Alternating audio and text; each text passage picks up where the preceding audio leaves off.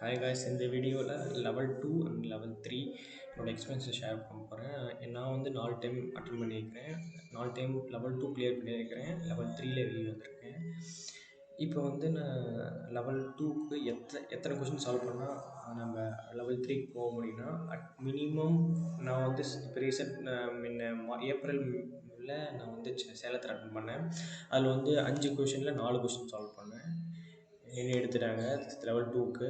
Level 3க்கு என் friend வந்து 3 தான் solve பண்ணான், அவனையும் எடுத்துட்டாங்க. அது டிபெண்ட்ஸ் அப்பான் தி சுச்சுவேஷன், எத்தனை பேர் சால்வ் பண்ணிக்கிறாங்க அது பொறுத்து. சென்னையில் எனக்கு வந்து ஃபஸ்ட்டு 2 கொஷின்ஸ் கொடுத்தாங்க, அதை சால்வ் பண்ணிட்டேன். திருப்பி 2 செட்டு கொடுத்தாங்க, அதில் 4 அது 2 கொஷின் இருந்துச்சு. 3 சால்வ் பண்ணிட்டேன். 4வது வந்து நீ சால்வ் பண்ணாத, எக்ஸ்பிளைன் மட்டும் பண்ண சொன்னாங்க. இந்த ஃப்ராக்மெண்ட் ரிமூவல் எக்ஸ்பிளைன் கோடிங் போடாத, நீ எனக்கு எக்ஸ்பிளைன் மட்டும் பண்ண சொன்னார்.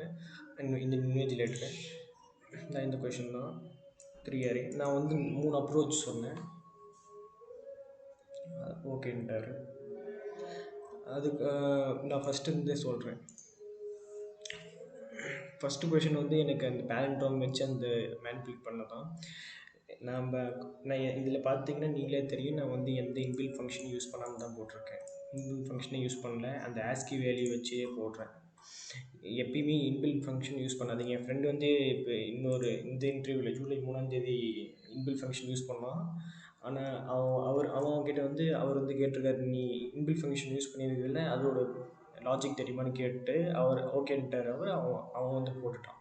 ஆனால் most of the time inbuilt function use பண்ணக்கூடாது. நான் 4 டைமும் 4 அட்டம்ப்ட்லேயும் நம்ம இன்பில்ட் ஃபங்க்ஷன் யூஸ் பண்ணதே இல்லை. இது ஃபஸ்ட்டு கொஷனுக்கு. வெர்ஷனுக்கு எனக்கு அவங்க மெயினாக நீங்கள் கொடுத்த டெஸ்ட் கேஸ் மட்டும் பாஸ் பண்ணால் மட்டும் போதாது. அவங்க ஒரு டெஸ்ட் கேஸ் கொடுப்பாங்க, அதுவும் பாஸ் பண்ணணும். அப்போ உடனே பேனிக் ஆகக்கூடாது. நம்ம அந்த டெஸ்ட் கேஸில் எந்த கண்டிஷனில் ஒர்க் ஆகலாம் அனலைஸ் பண்ணிவிட்டு நம்ம போட பார்க்கணும். நான் அப்படி தான் போட்டேன். எனக்கு ஒரு 4-5 டெஸ்ட் கேஸ் எட்ஜ் கேஸ் கொடுத்தாங்க. நான் வந்து அவர் சாட்டிஸ்ஃபை பண்ணுற மாதிரி எல்லாத்துக்கும் அவர் என்னென்னமோ போட்டார், எல்லாத்துக்கும் ஒர்க் ஆச்சு. சரி, அடுத்த கொஷின் போக சொல்லிட்டாரு. சப்செட்டுக்கும் எனக்கு ஒரு 30 மினிட்ஸ் ஆச்சு. இந்த கொஷினுக்கும் அந்த பார்ட்டிஷன் பண்ணி சப்செட்டுக்கும் எனக்கு அதுக்கும் டைம் எடுத்துச்சு. அதுவும் நான் இப்போ சால்வ் பண்ணி காமிச்சிட்டேன். கடைசியாக சொல்லும் போது நீங்கள் 4th கொஷின் நான் லாஜிக் மட்டும் 3 அப்ரோச் சொன்னேன். ரிகர்ஷனில், மேப்பில், இந்த கொஷினுக்கு 3 string put the string after removing the common words present in them. அந்த எந்த கொஷினுக்கு நான் வந்து 3 அப்ரோச் சொன்னால் அவர் ஓகேன்ட்டார். அடுத்த ரவுண்டுக்கும் நீ நான் சென்ட் பண்ணுறேன் அப்படின்னு சொன்னார். அடுத்த ரவுண்டு வந்து இந்த ஜூலை 14 நடந்துச்சு.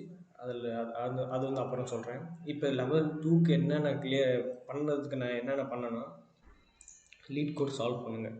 லீட் கோடு தான் பேசிக்கே, லீட் கோடு தான். லீட் கோடு மட்டும் கொஷின்ஸில் இருக்கிற எல்லா ரீசன்ட் கொஷின்ஸ் சால்வ் பண்ணிட்டு அது மட்டும் இல்லாமல் ரீசெண்டாக கேட்ட ஜோஹோ கொஷின்ஸும் சால்வ் பண்ணுங்கள். அதுதான் மெயின்.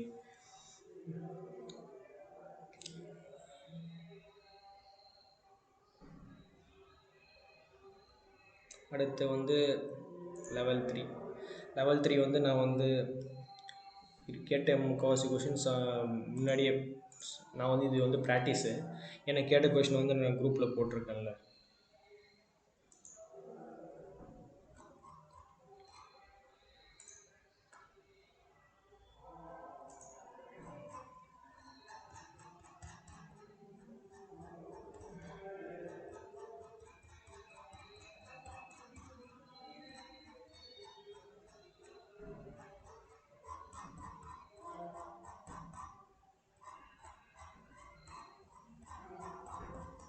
செகண்டு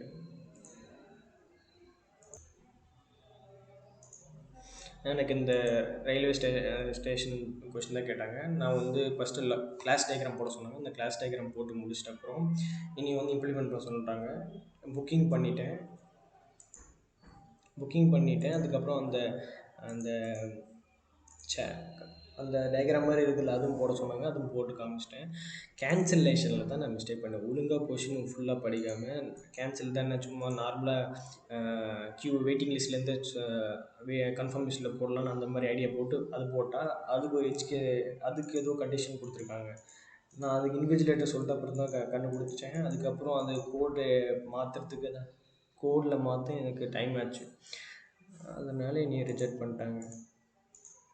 கொஷின் ஒழுங்காக படிக்காமல் நான் ரிஜெக்ட் ஆகிட்டேன். நான் என்ன தான் நான் ப்ராக்டிஸ் பண்ணாலும், நான் இத்தனை கொஷின் ப்ராக்டிஸ் பண்ணாலும் எண்ட் ஆஃப் தி டே என்னை இந்த மாதிரி சுச்சுவேஷனில் என்னை பண்ணி விட்டாங்க. மெயினாக வந்து லீட் கோட் சால்வ் பண்ணுங்கள். இந்த மாதிரி புதுசாக கற்றுக்கிட்டிங்கன்னா, நான் பாருங்கள் தனியாக ஒரு நோட் பேடில் நான் புதுசாக எதோ லாஜிக் கற்றுக்கிட்டேன்னா, ஸ்ட்ரீம் எதை கற்றுக்கிட்டேன்னா அதில் வந்து நான் இதில் போட்டுருவேன்.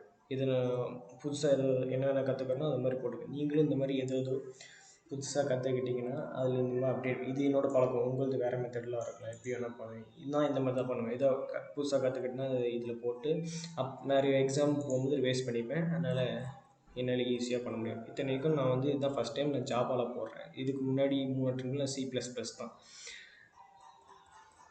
எதுவும் மிஸ் பண்ணியிருந்தேன்னா சொல்லுங்கள், நான் கமெண்ட் செக்ஷனில் போடுறேன்.